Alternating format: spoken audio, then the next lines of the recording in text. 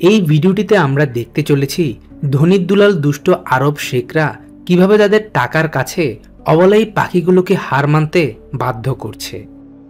দূর দূর অবধি এ যেন বিস্তীর্ণ বালির এক বিশাল সমুদ্র, আর সমুদ্রের বালিকণাগুলো চিকচিক করছে সূর্যের আলোতে। তারই মাঝে অনেকটা ধূসর বর্ণের লাখ টাকা মূল্যের এই পাখিটি আলতো পায়ে এদিক ওদিক কি যেন খুঁজেই চলেছে। কিছুক্ষণ এদিকে তো কিছুক্ষণ অন্য দিকে গিয়ে অনেকটা পাগলের মতোই মূলত এই স্ত্রী পাখিটি খুঁজছে তার সঙ্গীকে, কিন্তু তার দেখা যে আর পায় না। হয়তোবা বালুঘের এই সমুদ্রের বুকে স্ত্রী এই পাখিটির তার স্বামীকে খুঁজে পাওয়া আর কখনোই হবে না।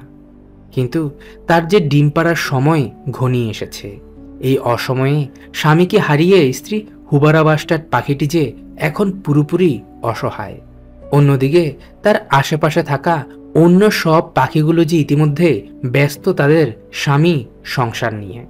যেমনটা স্ত্রী এই পাখিটি ইতিমধ্যে তার দুটো ডিম পাড়া সম্পূর্ণ করে প্রস্তুতি নিচ্ছে পরবর্তী ডিম পাড়ার। এই অথই মরুভূমিতে চলতে গেলে আপনাদের নজর পড়তে পারে জায়গায় জায়গায় পড়ে থাকা নষ্ট হয়ে যাওয়া পাখিগুলোর ডিম। তারই সাথে আপনারা দেখতেই পারেন মৃত হুবারা বাস্টার্ড পাখিগুলোকে, নয়তো তাদের ফুটফুটে ছানাগুলোর নিথর মৃতদেহ। স্ত্রী এই পাখিটি সংসার পেতেছে আরও বেশ কিছুদিন আগে। এরই মাঝে তার সংসারে আগমন ঘটেছে সাদা আর কালোর মিশ্রণে অদ্ভুত সুন্দর দুটো ছানার। কিন্তু হতভাগা মা পাখিটির ঘরে অবশিষ্ট থাকা এই ডিমগুলোতে তা দেওয়ার সময় হচ্ছে না, কারণ বিধবা স্ত্রী এই হুবারা বাস্টার্ড পাখিটির যে তার ঘরে থাকা সন্তানদের জন্য আহার জোগাতে হচ্ছে।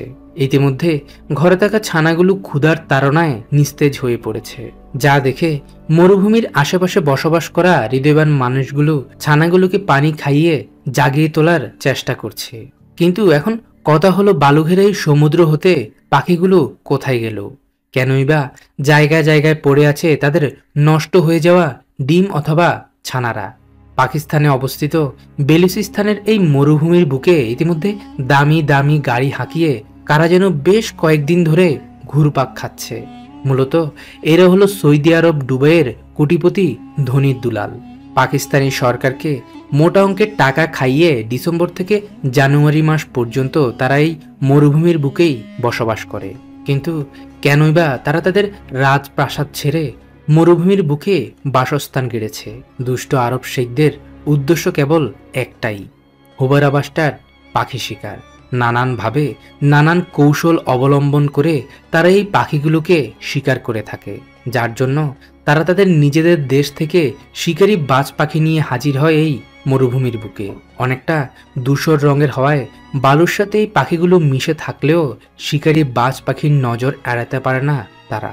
শিকারী পাখিগুলো অপেক্ষাকৃত দুর্বল হুবারা বাস্টার্ড পাখিগুলোকে তাদের ধারালো নৌকার ঠোঁটের আঘাতে ছিন্ন বিচ্ছিন্ন করে নিয়ে আসে তাদের মালিকের কাছে। কিছুক্ষণ আগে দেখানো ক্ষুধার তাড়নায় নিস্তেজ হয়ে পড়া ওই ছানাগুলোর বাবার সাথেও দুষ্ট আরব শেখরা একই কাজ করেছে, যার কারণে অনেকটা বাধ্য হয়ে মা পাখিটি তার সন্তানদের বাসায় রেখে খাবার খুঁজতে বের হয়।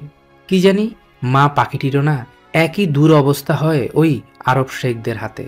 প্রায় বিলুপ্তের মুখে পরিচয় এই পাখিটি শীতের মৌসুমে মঙ্গোলিয়া এবং তার আশেপাশের দেশগুলো থেকে পাড়ি জমায় পাকিস্তানে অবস্থিত এই বেলুচিস্তানের মরুভূমিতে। আরব শেখরা মনে করে এই হুবারা বাস্টার্ড পাখিগুলোর মাংস খেলে তাদের যৌন শক্তি বৃদ্ধি পাবে, যার কারণে প্রত্যেক বছর কোটি কোটি টাকা খরচ হলেও তারা সুদূর আরব থেকে ছুটে আসে পাকিস্তানের এই মরুভূমিতে। তবে পাকিস্তানি সরকারও কোনো দিকে কম নয়।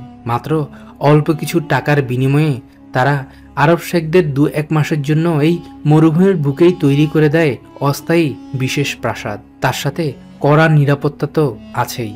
পাকিস্তানে পাখি শিকার শাস্তিযোগ্য অপরাধ হলেও বিশেষ বিবেচনায় থাকে কোটিপতি আরব শেখরা, আর তাদের নৃশংস অমানবিক আচরণের কাছে হার মানে কথা বলতে না পারা অবলা হাজারো হুবারা বাস্টার্ড পাখি, যারা নিজেরাও জানে না কোন অপরাধের শাস্তি পেতে হচ্ছে তাদের।